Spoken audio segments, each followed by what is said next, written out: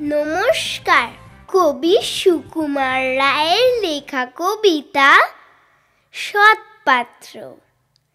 শুনতে পেলুম পোস্তা গিয়ে তোমার নাকি মেয়ের বিয়ে, গঙ্গারামকে পাত্র পেলে? জানতে চাও সে কেমন ছেলে?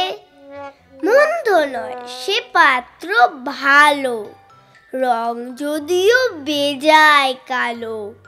তার উপরে মুখের গঠন অনেকটা ঠিক পেঁচার মতন। বিদ্যে বুদ্ধি বলছি মশাই, ধন্যী ছেলের অধ্যবসায়। 19টি বার ম্যাট্রিকে সে ঘায়েল হয়ে থামল শেষে। বিষয় আশয় গরিব বেজায়, কষ্টে সৃষ্টে দিন চলে যায়।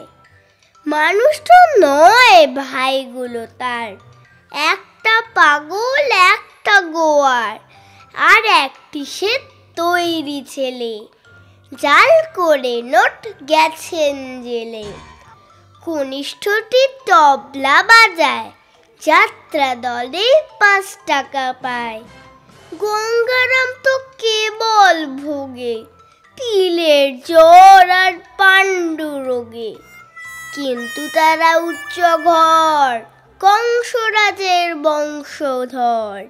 শ্যামলাগিরি বনগ্রামে কি যেন হয় গঙ্গারামের। যা হোক এবার পাত্র পেলে, এমন কি আর মন্দ ছেলে। নমস্কার।